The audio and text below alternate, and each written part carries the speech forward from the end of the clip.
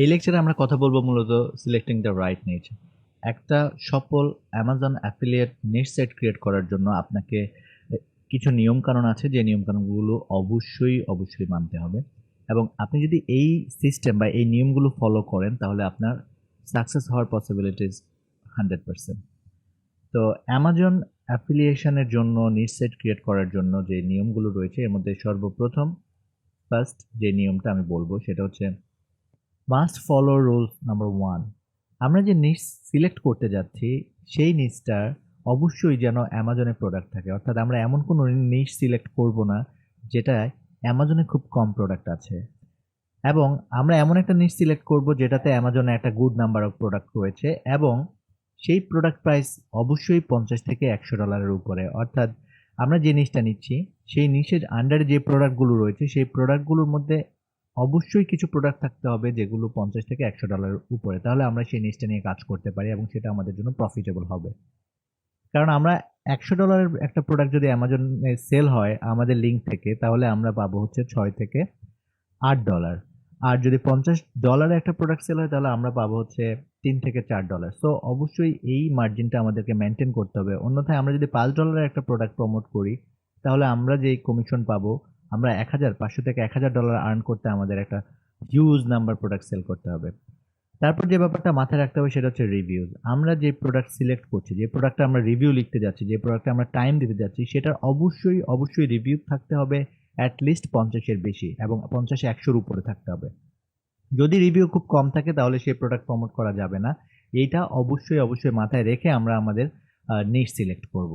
তারপর যেই রুলটা আমাদের ফলো করতে হবে সেটা হচ্ছে মূলত আমরা যেই নিশটা নিয়ে কাজ করব সেই নিচটা নিয়ে কাজ করার জন্য আমাদের অ্যাটলিস্ট 4 থেকে 6 মাসের ধৈর্য থাকে। দ্য রিজন ইজ আপনি যে নিচটা নিয়ে কাজ করছেন সেটা নিয়ে হয়তো আপনি 1 মাস কাজ করার পরে আপনার মনে হলো যে না আর ইচ্ছা করছে না, আপনি ফেইল করবেন। আপনি অ্যামাজন নিচ সাইট ক্রিয়েট করতে পারবেন না, আপনি মানি মেক করতে পারবেন না।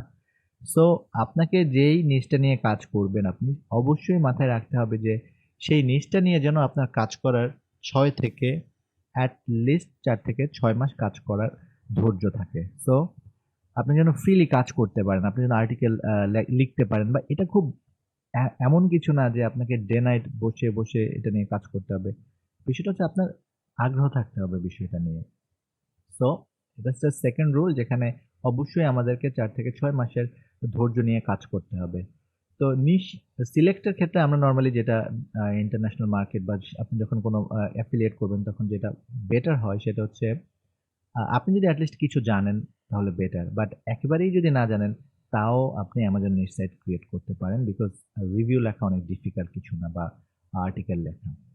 দেন যে ব্যাপারটা রুল নাম্বার 3 যেটা সেটা হচ্ছে মূলত এমন একটা নিশ সিলেক্ট করবেন যেটা বিগ এনাফ। আই মিন আমরা মূলত আমাদের মেইন টার্গেট হচ্ছে আমরা 50 থেকে 100 পেজের একটা ওয়েবসাইট ক্রিয়েট করব যেটা গুগল ক্রমান্বয়ে র‍্যাংক করবে এবং আমরা অন্যান্য যে মিডিয়াগুলো ব্যবহার করে কিছু ট্রাফিক পাঠাবো যাতে গুগল র‍্যাংক করে এবং আমরা কিছু সেল পাই। সো এটা করার জন্য আপনাকে অবশ্যই একটা নিশ সিলেক্ট করতে হবে যেটা নিয়ে আপনি লিস্ট 50 থেকে 100 পেজে ওয়েবসাইট ক্রিয়েট করতে পারেন।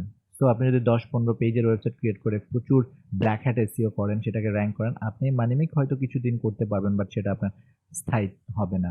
আমি একটা ওয়েবসাইট আপনাদেরকে দেখিয়েছিলাম সেটা হচ্ছে pickmyshaver.com। এই ওয়েবসাইটগুলোর খুব বেশি পেজ নেই বাট এগুলো অনেক দিন থেকে আছে এবং এগুলো মানি মেক করছে। খুব বেশিও আপডেট হচ্ছে না। সো আপনি কারণ আমাদের টার্গেট হচ্ছে আমরা আফটার 6 মান্থ আমরা যখন একটা অ্যাফিলিয়েট সাইট থেকে সফল হবো আমরা নতুন কিছু নিয়ে অ্যাফিলিয়েট সাইট ক্রিয়েট করব। সো অবশ্যই 50 থেকে 100 পেজের একটা ওয়েবসাইট ক্রিয়েট করার যে জিনিসগুলো দরকার সেটা যেন থাকে। For example office chair, stroller, golf ball. আমরা যখন স্ট্রোলার বলবো তখন আমরা বিভিন্ন ধরনের সেটাকে সাবসেকশনে নিয়ে যেতে পারবো। আমরা যখন অফিস চেয়ার বলবো তখন আমরা আরো অনেকগুলো বিষয় revolving office chair, wheeler office chair আর black, white and different colour আমরা এটাকে আরো অনেকগুলো পেজ ওয়েবসাইট ক্রিয়েট করতে পারবো। গল্ফ বলের জন্য আমরা অনেকগুলো সেকশন বের করতে পারবো। কিন্তু আমরা যদি একটা ওয়েবসাইট ক্রিয়েট করি অফিস চেয়ার আন্ডার $50 দেন আমাদের যদি মেইন টার্গেট নিশ এটাই হয় তাহলে আমরা কিন্তু এটাকে একটা বড় সাইজের ওয়েবসাইটে ক্রিয়েট করতে পারবো না। I mean 50 থেকে 100 পেজের ওয়েবসাইট আমরা ক্রিয়েট করতে পারবো না। সেম একইভাবে চিফ জগিং স্ট্রোলার যদি আমরা নেই তাহলে আমরা স্পেসিফিক বলে দিচ্ছি আমরা জগিং স্ট্রোলার। সো আমরা অন্যান্য যে স্ট্রোলারগুলো রয়েছে সেগুলো নিয়ে কাজ করতে পারবো না। সো আমরা যেই আ নিশটা সিলেক্ট করতে যাচ্ছি সেটা যেন আমাদেরকে ৫০ থেকে ১০০ পেজের ওয়েবসাইট ক্রিয়েট করতে সাহায্য করে, সেই জিনিসটা আমাদেরকে মাথায় রাখতে হবে।